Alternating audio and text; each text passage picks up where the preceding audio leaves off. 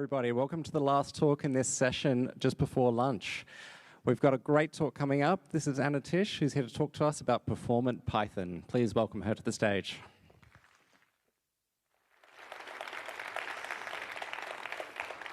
Thank you, thank you. Good afternoon. As you heard, my name is Anna, and today we're going to do a brief introduction on doing performance analysis of Python code. Okay, so I work for Microsoft on the Azure SDK for Python. So throughout this talk, you'll probably hear me refer to customers or the customer experience, and that's because my background is in building Python libraries that we ship on PyPI for other developers to use. So the word customer may mean different things to you depending on who it is that you write Python code for. So we're going to talk about what performance means, why it matters, and then we're going to look at how to profile your code and how to process and interpret those results and actually turn it into improved performance. And we are going to focus on CPython today. So let's jump right in. What do I mean when I say performance? Performance can mean different things to different projects. It can refer to resource use, like CPU utilization, memory usage, network bandwidth, or it could mean something like throughput or latency. For this talk, we're going to focus on the efficient execution of CPU-bound Python code. So we're not going to cover I/O or concurrent programming like asynchronous or multi-threaded. But the tools we look at can support those as well. So why do we care about this? Python doesn't have a great reputation for performance, and it's usually not the language of first choice for people looking to build really performant systems. And even if we are using Python, we can just use a C extension to improve performance. But it doesn't actually have to be this way. CPython is built on top of C, and if we know how to really leverage that and write our Python code carefully, we can actually get pretty awesome performance. If you're writing code for customers, they might have existing projects or ecosystems already built in Python, or they may just be purely Python-trained devs, and asking them to rewrite components in another language just to achieve performance might not even be feasible. Also, just because performance might not be the primary focus of your project, that doesn't mean it needs to run slow. We really like it when all of our code runs fast. And if you do want to fall back to using a C extension, there can be some drawbacks to that, which I'll talk about in a little bit. If you have a large code base, you don't need to worry about doing performance analysis for all of it. It can be quite an expensive, time-consuming process, so you really want to be strategic and focus that time where it's going to matter in your critical path or your hot path through your code, or areas of really high reuse, or areas that you're going to distribute to other teams to use. And that way, if it's running as efficiently as possible, everybody benefits. So let's jump straight into how. Well, how do we analyze our code for performance? To start with, we need to know what it is we're going to measure. This could be throughput, so how much data we can process in a certain amount of time. This could be latency, so how quickly are we responding to requests. Once we know what we're measuring, we need to know what success looks like. Is there a specific benchmark we need to meet? Maybe we simply want to check our code and minimize any bottlenecks. Or maybe we have a certain window of time, 2 weeks or a sprint, and we want to make as much progress as we can in that time frame. So the example we're going to work through today is actually a real issue that a customer opened on our GitHub repo. Between version 1 and version 2 of a library that we shipped, the customer reported a 20x performance regression in model deserialization. So that is, in this case, the process of loading JSON data from a file on disk and then turning that into a Python object. So that is what we're trying to measure here. That is our performance metric. The speed of deserialization from raw JSON data into Python object. And our goal here is to reach parity with version 1. So this is the code. As you can see here, we have our model, document analysis. What this model represents is a deconstructed PDF document. So it breaks down individual pages and what's on each page, paragraphs of text, images, tables, and things like that. So this is the loading of the JSON data from disk. And then this is the one problematic line. So this is just constructing an object by passing in that raw JSON data. So how do we profile this? We've got a few tools that we can use, and the one we're going to focus on today is cProfile, and that is the profiler that ships with CPython. If you have access to PyCharm, PyCharm has a really awesome suite of performance analysis tools. The default profiler with PyCharm is Yappy, so you can also use Yappy directly if you don't have PyCharm. SnakeViz and VizTracer are two visualization tools. SnakeViz is the one we're going to use today, but I use both regularly. They operate on the outputs of cProfile. And Austin is another profiler, and this one has a really nice VS Code extension. When you're doing profiling, it's really important that you try and run these tests on an isolated, well-defined, and reproducible environment. I do not recommend doing this on your local dev machine or laptop.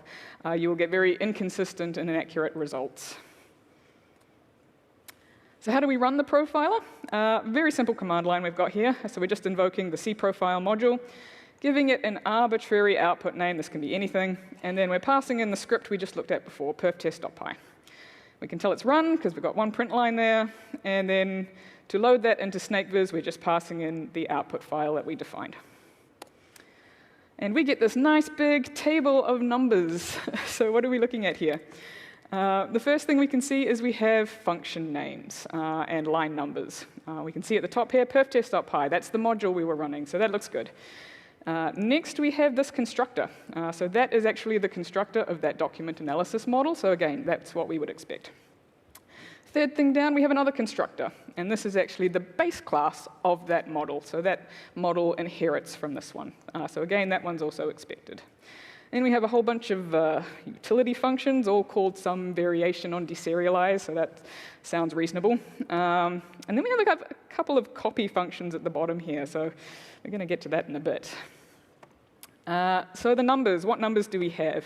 First column we have is number of calls, so this is how many times each of these functions were called.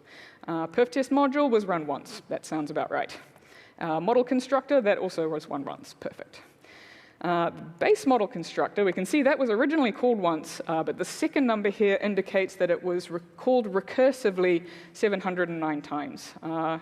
And what that means is that even though we have one class that we're creating, that is actually made up of 709 smaller classes that are all being instantiated as part of that deserialization process. Next column. We have total time, and this is the length of time spent running a function exclusive of any sub-functions that it calls into. So these are the numbers we want to use if we're looking at just isolating those lines of code in the function to figure out how long they take to run. And then we have that broken down on a per call basis. Next column we have is the cumulative time. And so this is the amount of time spent in that function inclusive of any sub-functions that it calls into. And so we want to use these numbers when we're trying to get a sense of where time is being spent to achieve certain tasks. And again, we have that broken down per call. So how do I use this information? So my process when I am profiling code is there are 3 red flags that I look for. The first one is probably very obvious, which areas are computationally expensive. So this is how much time things are taking to run. And for this, we're using our total time and our cumulative time and the per call runtimes. The next thing I look for is areas that are excessively repetitive, and they're functions that are being called more times than seems reasonable for what they're doing. And that's with the ncalls column. And lastly, this one can have some interesting results, and that's time wasted unproductively. So this is when I'm looking for function calls that don't look like they should even be there, or at the very least shouldn't be represented so high in the numbers. So before we start iterating on this code, we're going to clean it up a little bit, because before we were just running from the command line, and that was analyzing the entire script, when in reality, we really only want to analyze the performance of that one line, that constructor for the object. So we're going to import cProfile as a module, and we're going to run it in a context manager like this. And then we can output our file at the end. I'm also going to take that one line, and I'm going to run it in a loop. And there's 2 reasons for this. One is that it's going to average out any variation in the runtime a little bit. The first time it runs, it's going to be a wee bit slower because it's doing some caching, and we want to sort of average that out. The second reason is that we're dealing with very, very tiny numbers here. A lot of this is in the millisecond and the microsecond range. So by running it more times, we boost it into the more human-readable seconds so that we get a better sense of what we're doing. OK, so we've rerun our profiler results, and they're a little bit cleaner now. We no longer have the module at the top there. We've jumped straight into our constructor, and we can see, as expected, that ran 50 times in our loop. Now, the cool thing about SnakeViz, and a lot of the profiling tools will give you sort of a similar output, is that we can have this kind of graphical breakdown as to where time and resources are being spent when it runs the code. We can see at the top here, for 36.5 seconds, we spent in our model constructor. So that is the entire deserialization process. And again, all of that time is shared with how much time was spent in the base class constructor. From there, the process breaks into multiple paths, depending on the call stack. And immediately, we have a bit of a red flag here. Why is our process spending so much time copying data? This is making up a huge chunk of our runtime. So the first thing I'm going to do with these results is figure out what's going on there. And this is actually the base class for our model. And we can see every time this is constructed, we're doing a full copy of the JSON data that is being passed in. And if you'll recall from the previous table, this function is being called 709 times on that data. So in this kind of deserialization process, it might be reasonable to copy the data once, because a dictionary is a mutable object. Definitely not 709 times. So first step, we're just going to clean that up and rerun our profiler. Immediately, you can see we've dropped down to 5.92 seconds. So one iteration on this profile data, we found a massive bottleneck, and simply removing that has cleaned up our data a lot. We're spending a lot more time now actually doing the deserialization. Now we have this sort of big orange rectangle to the side here, so that looks a wee bit suspicious. So we've run our numbers again. This time we've organized it for the total time. And we can see we've got this serialize function here, and it's one of the most expensive functions, which strikes me as a bit odd, because we're deserializing. So why have we got such an expensive function here that's doing serializing? So let's take a closer look at that. And this is the function in question. And it turns out this was actually being used as a fallback. So anytime we had uncontrolled data that we didn't know what it was or what to do with it, it was calling this function. And as you can see, it's sort of a big if-else statement. It's doing a whole lot of instance checks. Is it a list? Is it a dictionary? Is it a date time? Is it a time delta? And if it's none of these things, we get to the end of the function and do absolutely nothing. So we're returning the data completely unaltered. I happen to know that the data set we're working on is almost entirely strings, integers, and floats. And so this function was being called on every data entry in that file and doing absolutely nothing with it. So there are two things we could do with this. We could either refactor it to exit earlier in the case of a simple data type, or we could refactor this function out completely. And not only was serialize one of our most expensive functions, but we can see here that serialized datetime also featured, as well as time delta. So that one function was accounting for 3 of our most wanted expensive functions. So we got rid of that. Rerun our profiler, and now we're down to 4.18 seconds. So we're shaving off a little bit more time. So now we're spending a lot more time actually doing the deserialization, and that's the goal here, is to maximize the amount of time that we're actually doing the work we want to be doing. Once we've achieved that, we can actually start fine-tuning that workload as well. So this deserialize with callable is one of our most expensive functions. And we can see that here when we organize for total time. Again, it's showing up as one of our most expensive functions, and it's run like 161,000 times. So we should try and optimize that a wee bit. This is that function. It looks a little bit similar to the last one. We've kind of got this if-else structure going on. Again, we've got more of these is-instance checks. In Python, we have a preference for the pattern of ask forgiveness rather than permission, instead of look before you leap, which is what we're seeing here. So we can refactor this method a little bit to be a wee bit more assertive about the data types we're working with. And we can also shuffle the order a wee bit around. So I happen to know that this scenario here happens more frequently than this scenario here. So in that case, we should move that further up. And so this function will exit faster on the most high traffic scenario. So this is our restructured function.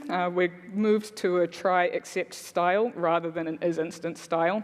And we've reordered some of these operations so that the function is going to be a little bit more efficient in our most frequent scenario.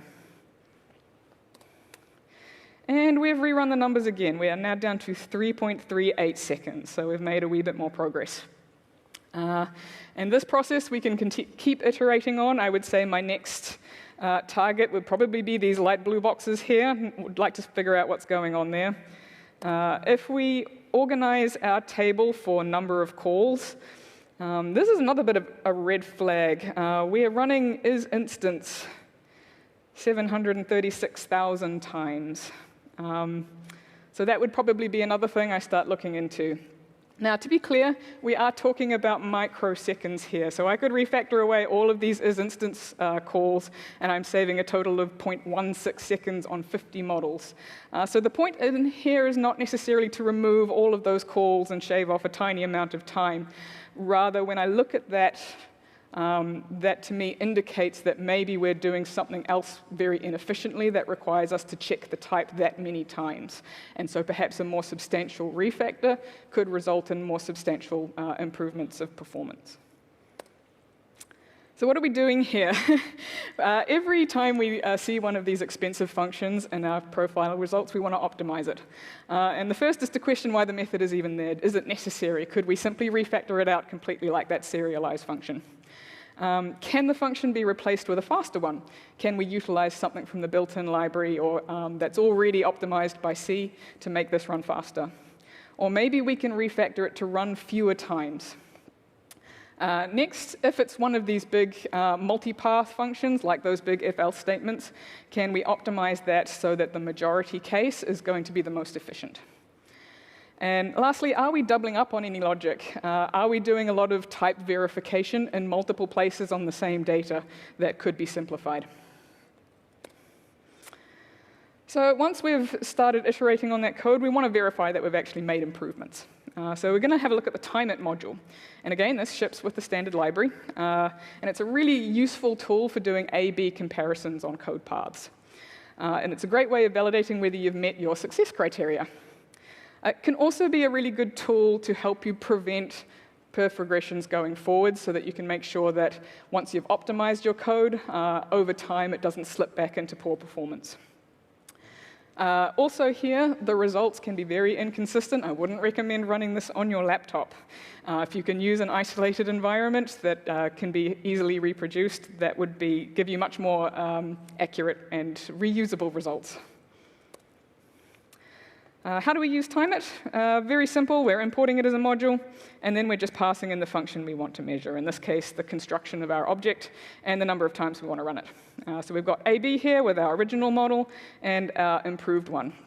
And we can see here from these numbers, we've achieved about a 4x performance gain. So we've still got quite a long way to go before we hit that 20x metric that we want to meet to resolve this customer issue. We haven't closed this issue yet. This is an ongoing investigation. So step 5 is repeat. As you can see, we did about 4 iterations and managed to make some massive improvements. And often those first few iterations are going to yield some low-hanging fruit that can give you some really big gains with minimal code changes. Each iteration is likely to give you smaller returns on investment, or might result in bigger structural changes in order to see those perf gains. So if you do find yourself needing to make massive refactoring, do make sure you have a very thorough test suite in place before you do.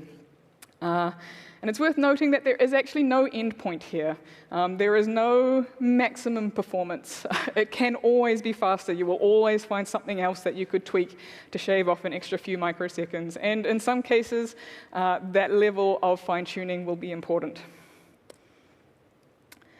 So here's a couple of rules of thumb for how to, when you're writing your code, things to keep in mind so that you don't have to do performance analysis later because your code will always be running at its most optimal. To start with, you want to make use of as many of the built-in functions in Python as possible.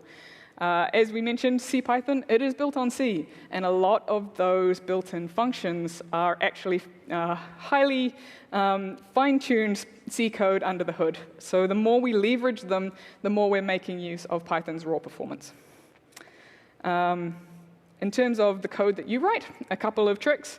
A local variable lookup is going to be faster than a global variable lookup. However, a hard-coded value is going to be even faster. Index access and iteration is faster in a list, but lookup is faster in a dictionary. Dictionary lookup is faster than accessing an object attribute. And instantiating a dictionary or a tuple is going to be faster than an object.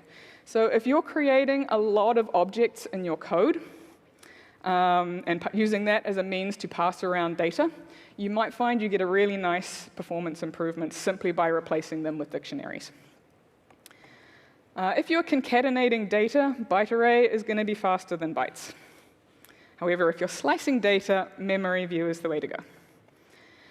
Loop and dictionary comprehensions are highly optimized in Python. So if you're doing a lot of looping or building dictionaries or things like that, try and squeeze that code into a comprehension, because that way you're going to leverage a lot of Python's native performance. If you have a lot of branching code paths, like those if-else statements we saw before, try to optimize them so that your highest traffic scenario is going to be the first to exit.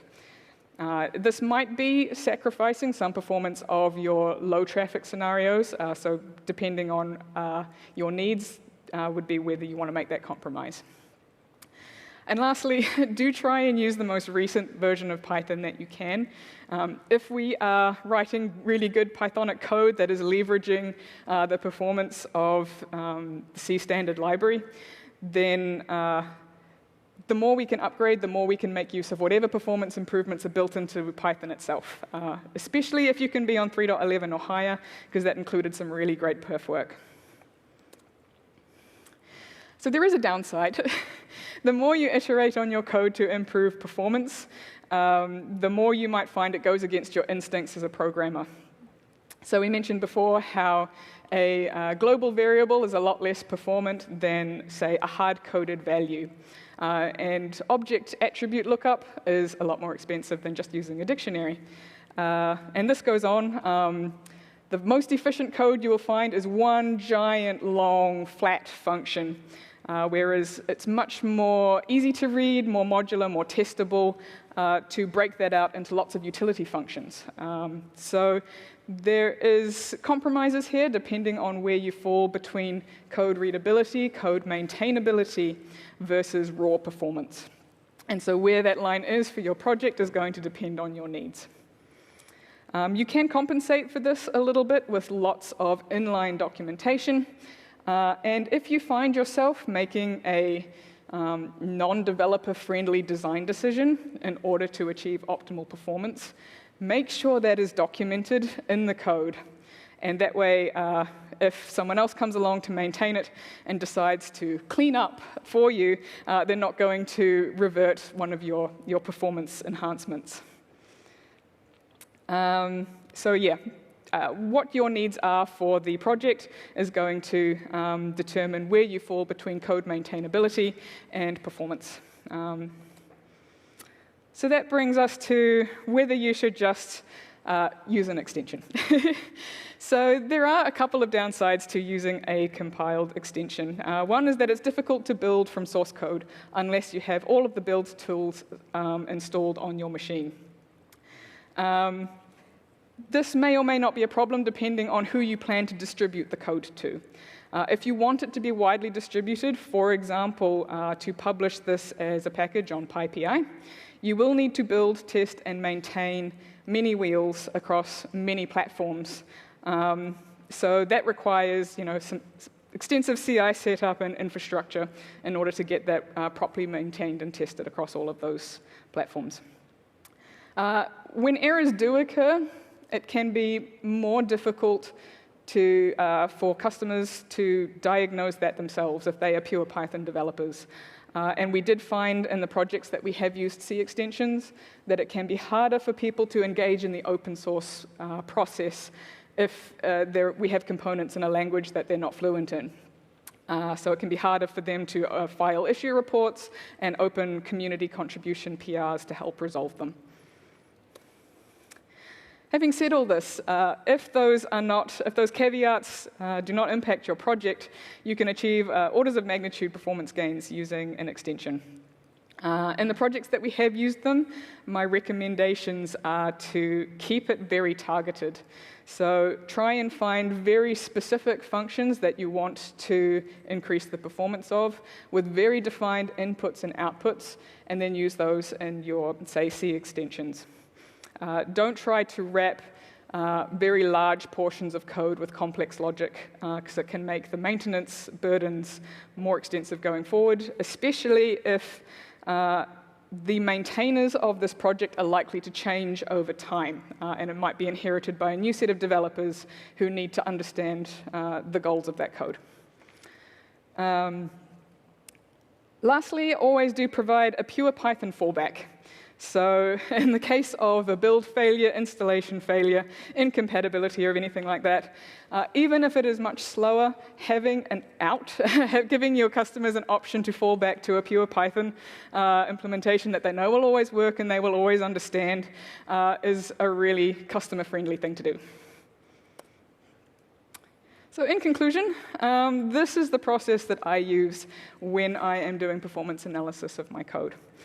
So to start with, I figure out what it is that is important performance-wise for that project, what it is we want to measure, and what success looks like, what benchmark are we trying to reach.